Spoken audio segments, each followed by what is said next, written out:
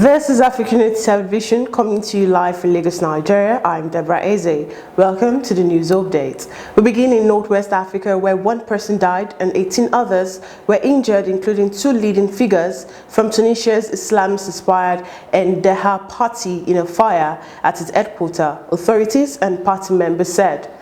Ennahdha said that one of its activists, a former receptionist, died in the blaze. The Interior Ministry said his charred body had been found in the building. Tunisian media cited judiciary sources as saying the person has set himself ablaze on the ground floor of the building.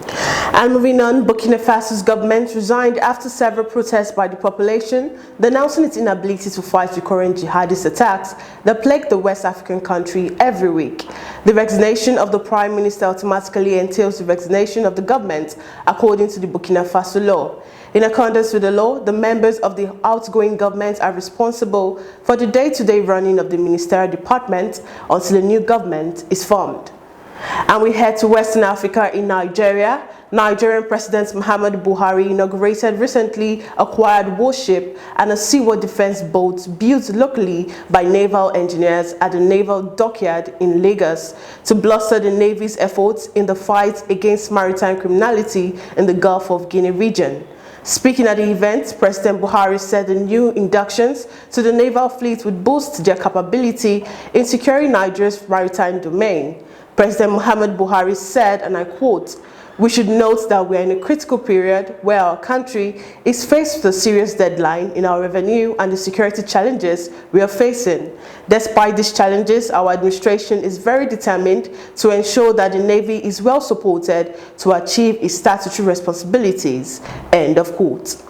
And still in Nigeria, the federal government today began the administration of booster doses of COVID-19 vaccines. The executive director of the National Primary Healthcare Development Agency, Faisal Shuaib, stated this on Thursday in Abuja as the Africa Center for Disease Control, an agency of the African Union, kicked against the introduction of booster doses in African countries. So far in Nigeria, only a total of 3,867,815 have been fully vaccinated, with a total of 7,449,989 taking the first doses. And more updates from Nigeria. Northern leaders yesterday made a passionate plea to President Muhammadu Buhari to end the spate of insecurity ravaging the country.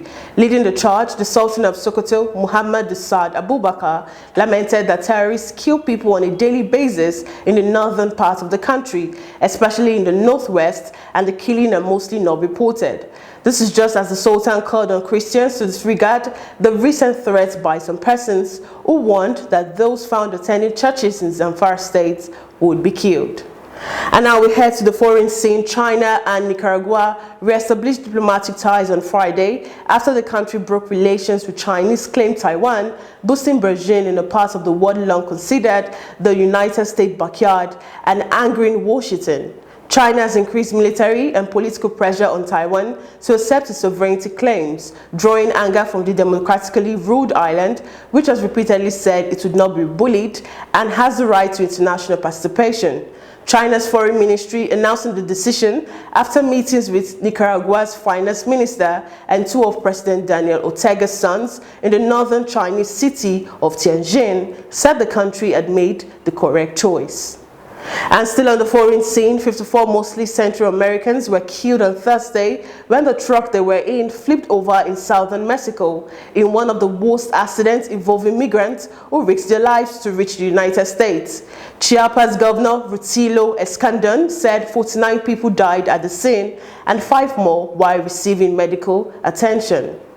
And now we head to the sports scene, where Leicester have dropped into the Europa Conference League, but manager Brendan Rodgers admitted he does not even know what the competition is. The Foxes were beaten 3-2 at Napoli, and coupled with Spartak Moscow's 1-0 win at Legia Warsaw in the other game in Group C, Leicester finished in 3rd place. They now face a playoff round in February to enter the Europa Conference League. And finally, Watford manager Ranieri would like all players to be vaccinated to help keep COVID-19 at bay. Tottenham's games against Rennes and Brighton were called off following a coronavirus outbreak at the London club, with Antonio Conte revealing the worsening situation had left everyone a bit scared and worried for their families. Fellow Italian coach Ranieri, 70, feels players should take up the offer of a vaccine but accept it as a personal choice. And it's a wrap on News Update today. Do ensure to follow all our social media platforms respectively on Jointum, Pangram, Instagram and on Facebook, and also subscribe to our YouTube channel to stay connected and updated to our news and programs. Once again, I'm Deborah Ezeh. Bye for now.